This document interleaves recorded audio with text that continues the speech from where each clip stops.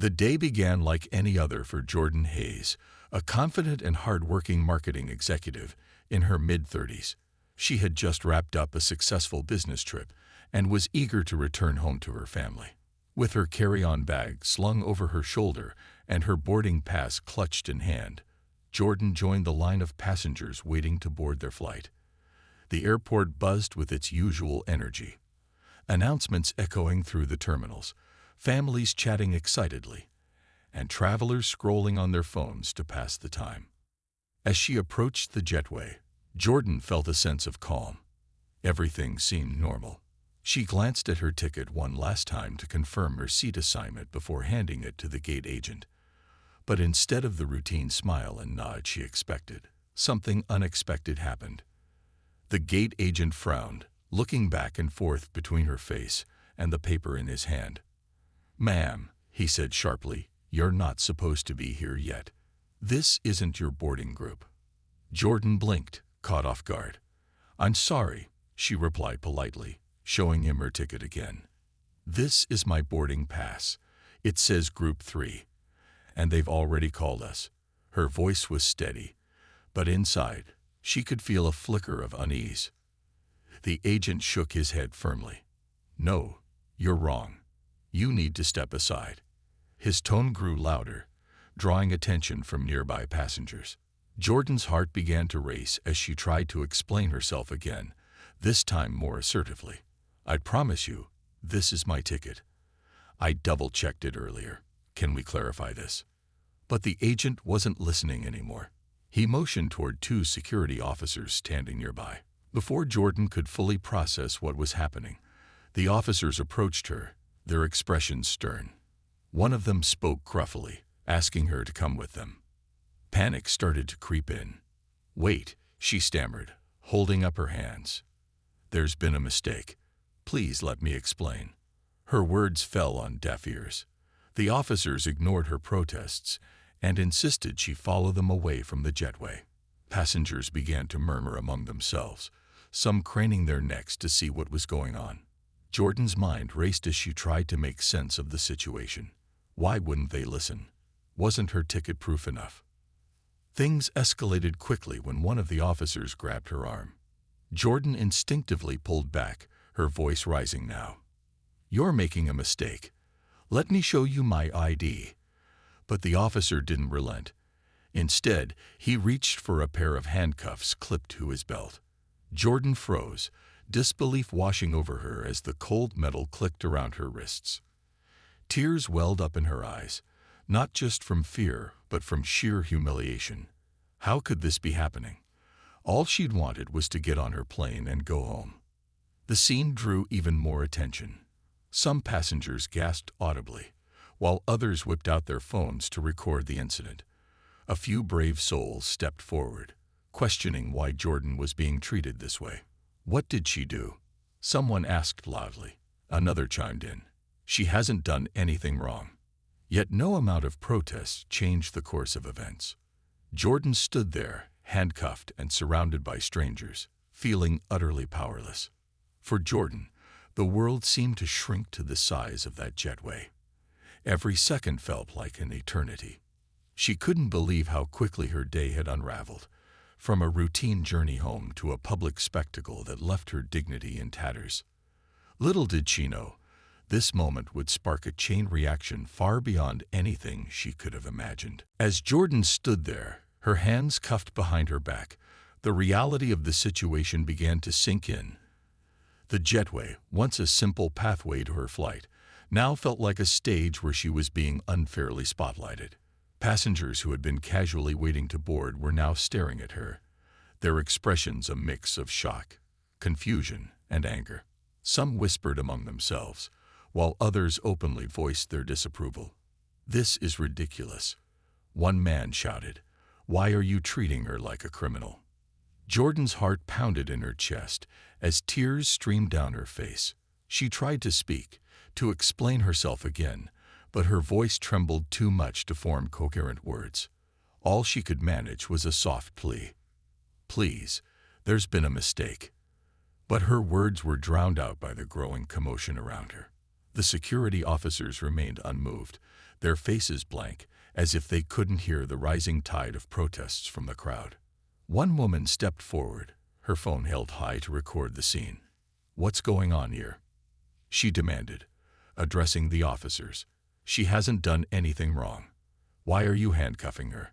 Her question echoed what many others were thinking, but the officers simply ignored her, focusing instead on ushering Jordan away from the jetway. Another passenger, an older gentleman with silver hair, shook his head in disbelief. "This is outrageous," he muttered loud enough for those nearby to hear. "It's clear this isn't about boarding passes. It's about how she looks." The murmurs grew louder, almost drowning out the usual hum of airport activity. A young mother holding her toddler's hand turned to her companion and said, "Did you see that? They didn't even listen to her. This wouldn't happen to someone else." Her voice carried a mix of frustration and sadness, striking a chord with those around her. More people began recording the incident, capturing not just Jordan's distress, but also the reactions of the crowd. Phones clicked and screens lit up as videos, and photos documented the unfolding drama. Despite the growing outcry, the officers continued their task without hesitation. They led Jordan to a small holding area near the gate, away from the prying eyes of passengers. As she walked, her mind raced. How had things spiraled so out of control? She replayed the events in her head.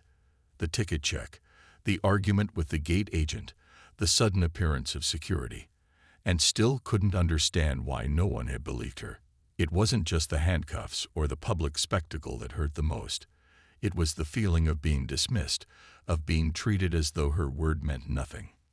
Once inside the holding room, the door closed firmly behind her, cutting off the noise from outside. For a moment, there was silence, save for the sound of her own ragged breathing.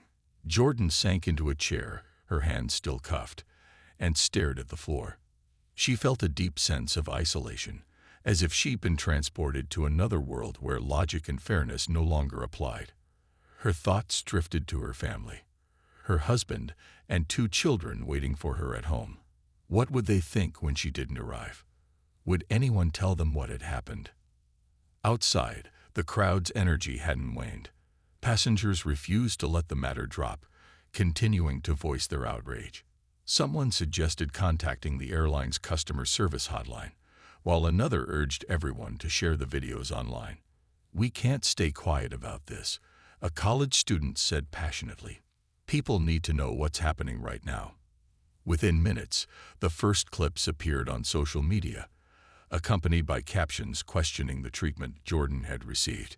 Comments poured in almost instantly, with users expressing disbelief, anger, and solidarity. Back in the holding room, Jordan remained unaware of the storm brewing outside. She sat alone, grappling with a whirlwind of emotions: humiliation, fear, and helplessness. Yet amid the chaos, a tiny spark of hope flickered in her mind. Maybe, just maybe, someone would step in to make things right. Little did she know, her ordeal was about to take a dramatic turn, one that would bring justice closer than she ever imagined. Unbeknownst to Jordan, the videos captured by passengers were spreading like wildfire across social media. Within minutes of being uploaded, the footage began circulating on platforms like Twitter, Instagram, and TikTok. The clips showed Jordan calmly trying to explain herself, only to be met with hostility and handcuffs. Her composed demeanor contrasted sharply with the aggressive actions of the security officers, making the injustice even more glaring. Viewers couldn't help but feel outraged as they watched her plead her case while being treated like a criminal. The hashtags #Justice for Jordan and #AirlineShame quickly gained traction, drawing attention from thousands of users. People from all walks of life, students, parents, professionals, activists, joined the conversation. "This is heartbreaking," one user wrote. "How can this happen in 2023? Another commented, "It's clear this isn't about a boarding pass mix-up. It's about prejudice." The comment section became a space for venting frustration, sharing personal stories of similar experiences, and demanding accountability. As the video reached wider audiences, news outlets picked up the story. Journalists scrambled to verify details, reaching out to witnesses and contacting the airline for a statement. Within hours, major networks began airing segments about the incident. Anchors questioned how such a situation could occur in broad daylight, with cameras rolling and dozens of witnesses present. Talk shows and podcasts devoted entire episodes to discussing systemic racism and bias in public spaces. The phrase "handcuffed at the Jetway" became synonymous with the growing outcry over racial discrimination. Back at the airport, passengers who had witnessed the scene firsthand continued to speak out. Many stayed behind after their flights departed, determined to ensure Jordan's story didn't fade into obscurity. One woman, a teacher named Lisa, gave an impromptu interview to a local reporter. "I've traveled a lot, and I've never seen anything like this," she said, her voice trembling with emotion. It was humiliating, not just for her but for everyone watching. You could see it wasn't about rules, it was about power. Meanwhile, online petitions calling for justice began popping up. A teenager from another state created one titled "Hold the Airline Accountable," which amassed tens of thousands of signatures in less than a day. Supporters urged people to boycott the airline until concrete changes were made. Companies that partnered with the airline faced pressure too, with customers flooding their comment sections asking them to sever ties. The backlash grew so intense that some businesses issued statements condemning the incident and pledging to review their partnerships. As the hours passed, the story took on a life of its own. Influencers with massive followings shared the video, amplifying the call for action. Civil rights organizations weighed in, offering legal support to Jordan and vowing to investigate the airline's practices. Prominent figures in entertainment, sports, and politics joined the chorus of condemnation. "We cannot stay silent when we see injustice," tweeted a well-known actor. "Stand with Jordan. Stand against racism." All the while, Jordan remained unaware of the whirlwind unfolding outside. Seated alone in the holding room, she wrestled with conflicting emotions. Part of her wanted to believe that someone, somewhere, would step in to right the wrongs done to her. But another part of her feared that this moment would soon be forgotten, dismissed as yet another example of systemic inequity. She thought about her children and wondered what kind of world they were growing up in. A world where even a simple trip home could turn into a nightmare. Little did Jordan know, her story had already ignited a movement. What started as a single act of unfairness had transformed into a global conversation about dignity, equality, and accountability. And though she sat isolated in that small room, miles away from the screens lighting up with her name, the tide was turning in ways she couldn't yet imagine. The question now wasn't whether justice would come. It was how swiftly and decisively it would arrive. At the airline's headquarters, CEO Marcus Langley was in the middle of a routine executive meeting when his phone buzzed insistently. His assistant had sent him an urgent message. "Sir, you need to see this." Attached was a link to one of the viral videos showing Jordan being handcuffed at the Jetway. At first glance, Marcus assumed it was just another exaggerated complaint, a misunderstanding blown out of proportion by social media. But as he pressed play and watched the footage, his expression shifted from mild curiosity to disbelief, then anger. The video showed Jordan calmly presenting her ticket and ID, only to be met with hostility and accusations. The sight of her being handcuffed while passengers protested around her left Marcus speechless. He replayed the clip several times, each viewing deepening his unease. This wasn't a minor issue. It was a blatant violation of the values his company claimed to uphold: respect, fairness, and inclusivity. As the leader of the airline, he knew this reflected poorly not just on the staff involved, but on the entire organization. Marcus excused himself from the meeting, leaving his team confused as he retreated to his office. He spent the next few minutes scrolling through social media, reading comments and watching related videos. The outrage was palpable. Thousands of people were calling for accountability, and news outlets were already framing the incident as a damning example of systemic bias. One headline read, "Airline under fire after passenger wrongfully handcuffed," while another asked, Is this the wake-up call corporate America needs? Knowing he couldn't ignore the situation, Marcus made a bold decision. He called his pilot and instructed him to prepare a private jet immediately.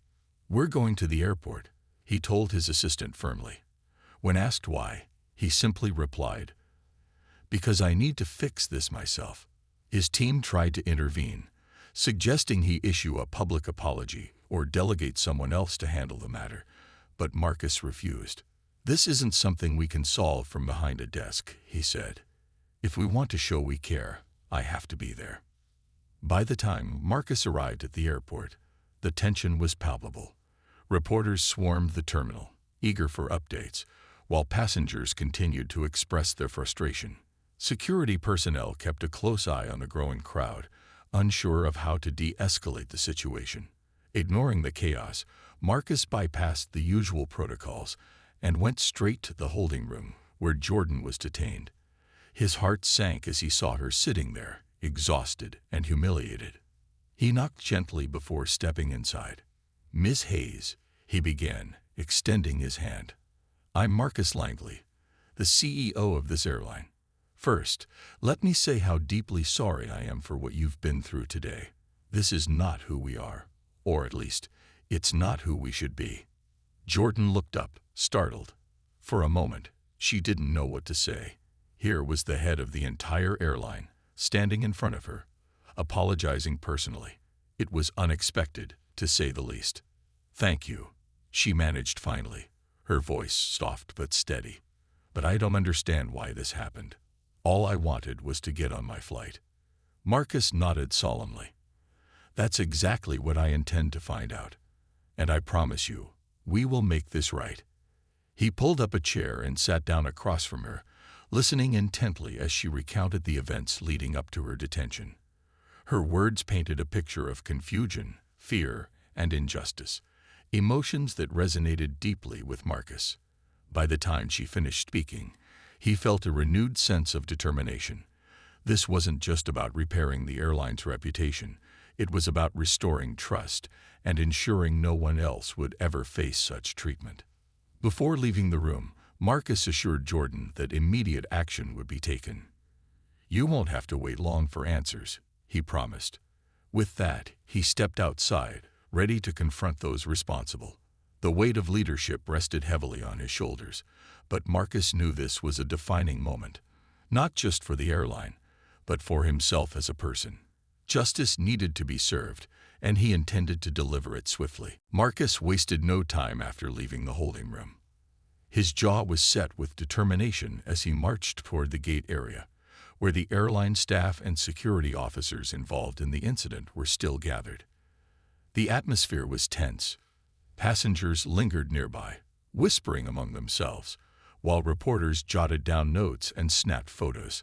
Marcus's presence immediately drew attention. Employees straightened up, some exchanging nervous glances, unsure of what to expect from their CEO. When he reached the group, Marcus didn't mince words. "I want everyone involved in this situation in a meeting room right now," he said firmly, his tone leaving no room for argument.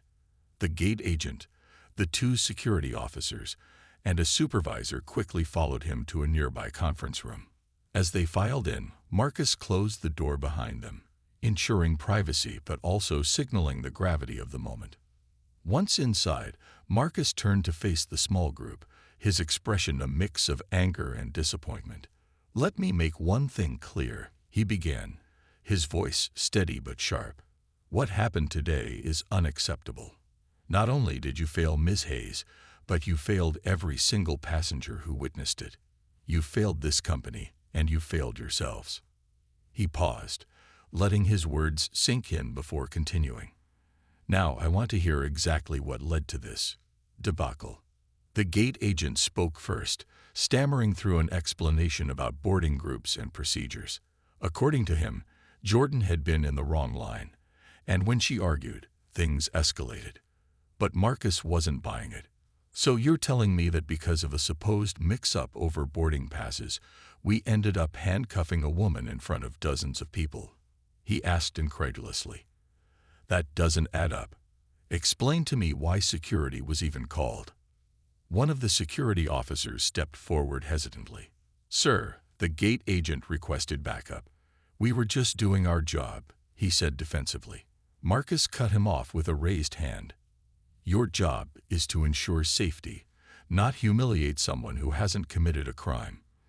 Did anyone stop to consider whether there might have been a misunderstanding? Or did you all decide she was guilty simply because she disagreed?" The room fell silent. No one dared to respond. Marcus took a deep breath, trying to keep his emotions in check. "This isn't just about following protocol," he continued. "It's about judgment, empathy, and treating people with basic human decency.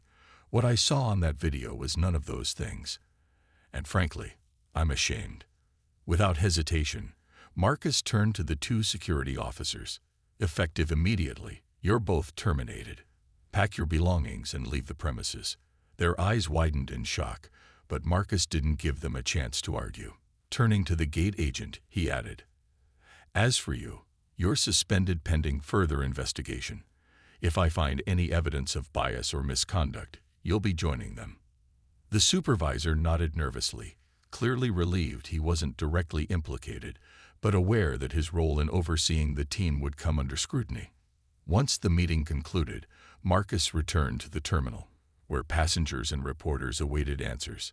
Standing before the crowd, he addressed them directly, his voice strong and unwavering.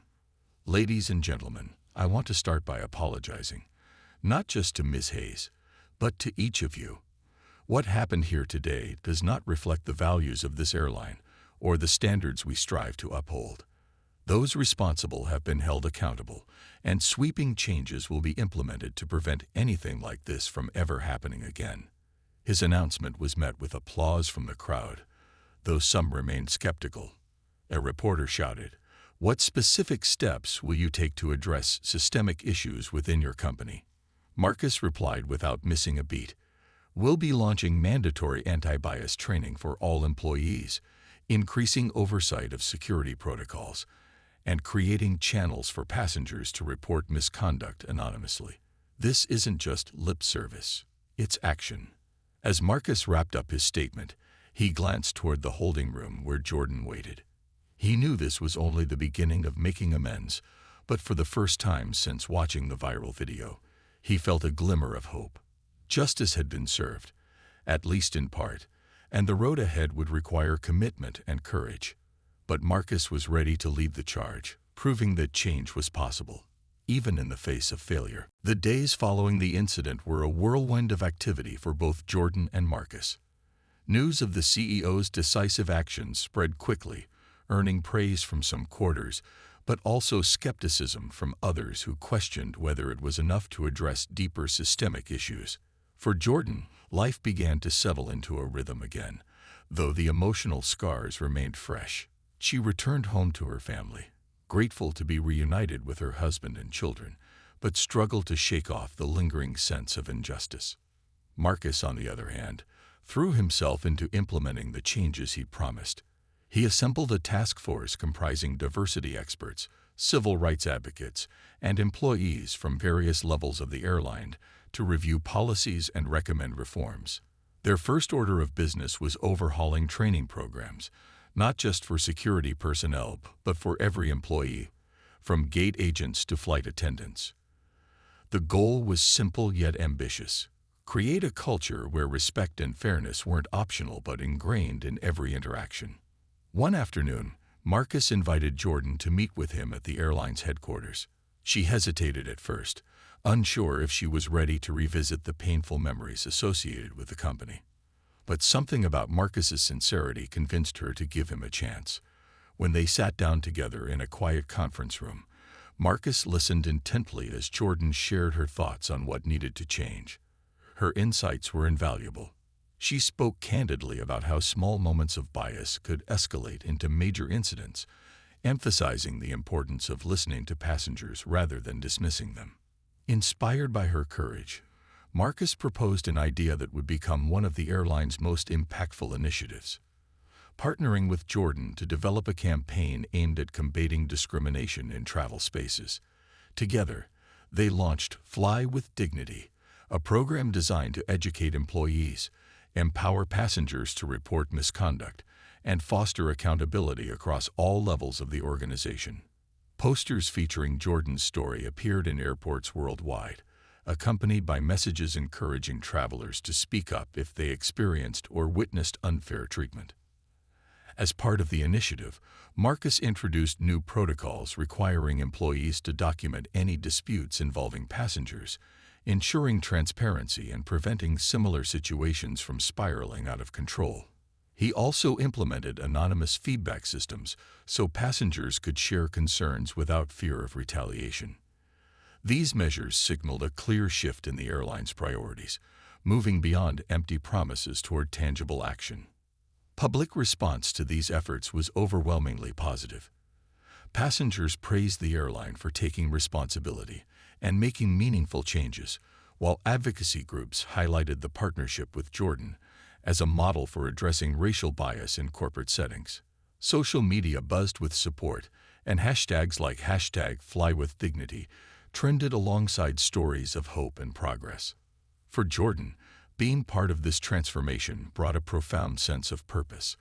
Though the ordeal had left her shaken, she found strength in knowing her experience had sparked real change. Speaking engagements and interviews followed, giving her a platform to advocate for racial justice and inspire others to stand up against discrimination. Each time she told her story, she emphasized resilience and the power of unity. "This isn't just my fight," she often said. "It's ours." Meanwhile, Marcus continued to push for progress within the airline. Employee surveys showed significant improvements in morale and trust, while customer complaints related to bias dropped dramatically. Industry leaders took notice, inviting Marcus to speak at conferences about the lessons he'd learned and the steps his company had taken to rebuild trust. His message was clear. Leadership meant owning mistakes and turning them into opportunities for growth. By the end of the month, the airline had transformed, not overnight, but step by step. While challenges still lay ahead, the groundwork had been laid for lasting change. And for Jordan and Marcus, their unlikely partnership proved that even in the face of adversity, collaboration and determination could pave the way for redemption and renewal. In the weeks that followed, Jordan Hayes became more than just a name tied to a viral incident. She emerged as a symbol of resilience and advocacy. The emotional toll of her experience was undeniable, but instead of retreating into silence, she chose to channel her pain into action. With Marcus's support and the momentum generated by the Fly with Dignity campaign, Jordan stepped into a new role, that of an advocate for racial justice and systemic change in corporate America. Her first major platform came during a televised town hall hosted by the airline. Sitting alongside Marcus and members of the task force, Jordan shared her story with thousands of viewers tuning in across the country. Her voice trembled at times, but her determination never wavered. "What happened to me wasn't unique," she said, looking directly into the camera. "It happens every day, in airports, workplaces, schools, anywhere people are judged not by their actions, but by how they look or sound. But I'm here today because we have the power to change that." The audience listened intently as Jordan outlined concrete steps individuals and organizations could take to combat bias. She emphasized the importance of education, urging companies to go beyond surface-level training sessions and create environments where employees felt safe speaking up about discrimination. She also encouraged passengers to use the airline's new feedback system, reminding them that their voices mattered. "Change starts when we refuse to stay silent," she declared, earning applause from both the live audience and social media users watching online. Word of Jordan's advocacy spread quickly, leading to invitations to speak at conferences, panel discussions, and community events. At each appearance, she brought authenticity and vulnerability, connecting deeply with those who had faced similar challenges. One event, held at a university auditorium, stood out in particular. As Jordan spoke, a young woman in the front row wiped away tears before raising her hand to ask a question. "How do you keep going after something like this?" she asked softly. Jordan smiled warmly, leaning closer to the microphone. I won't lie. It's hard. Some days, it feels easier to walk away and pretend none of it happened. But then I think about my kids. I want them to grow up in a world where they're treated fairly, no matter what they look like or where they come from. And if telling my story helps even one person feel seen or inspires someone else to stand up, then it's worth it. Her words resonated far beyond the auditorium walls, sparking conversations about privilege, allyship, and accountability. Advocacy groups reached out, eager to collaborate on initiatives aimed at dismantling systemic racism. Jordan partnered with several organizations, helping design workshops and resources tailored to different industries. Through these efforts, she transformed her personal trauma into tools for collective healing. Back at the airline, Marcus continued to champion Jordan's vision. He announced plans to expand the Fly with Dignity program globally, ensuring its principles reached every corner of the company's operations. Employee testimonials poured in, highlighting the positive impact of the reforms. Gate agents reported feeling more confident handling disputes respectfully, while security teams praised the emphasis on de-escalation techniques. Even frequent flyers noticed a difference, praising the airline for fostering a culture of inclusivity. Despite the progress, Jordan remained acutely aware that the fight against discrimination was far from over. During a candid conversation with Marcus, she reminded him that true change required constant vigilance. You've made incredible strides, but don't let this become a one-time fix, she urged. Keep listening, keep learning, and keep holding yourselves accountable. Marcus nodded solemnly, promising to honor her advice. As months passed, Jordan found solace in knowing her ordeal had sparked meaningful transformation, not just within the airline, but in communities around the world. Strangers sent messages of gratitude, sharing how her courage inspired them to confront injustices in their own lives. For Jordan, these connections reinforced her belief in the power of unity. Painful as her journey had been, it had given her a renewed sense of purpose and hope for a brighter future. By embracing her role as an advocate, Jordan proved that adversity could be turned into opportunity. What began as a moment of humiliation had evolved into a movement for justice, proving that even in the darkest times, light could shine through. And as she stood on stage addressing crowds, her voice steady and her spirit unbroken, Jordan knew she was exactly where she was meant to be. Months after the incident at the Jetway, the airline stood transformed, not just in policy but in culture. The Fly with Dignity campaign had become a beacon of hope, celebrated as a model for addressing bias and fostering inclusivity in corporate spaces. Passengers noticed the difference immediately. Employees greeted them with genuine warmth. Disputes were handled with patience and care, and posters featuring Jordan's story served as constant reminders of the importance of respect and accountability. For Marcus Langley, the journey was both humbling and transformative. As CEO, he had always prided himself on leading a successful company, but this experience taught him that success wasn't measured solely by profits or punctuality ratings. It was about the lives touched along the way.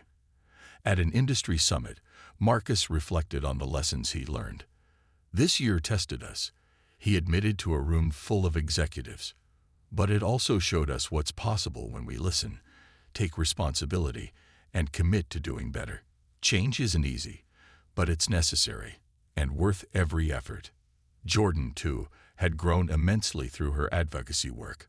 What began as a deeply personal battle against injustice evolved into a mission to uplift others facing similar struggles.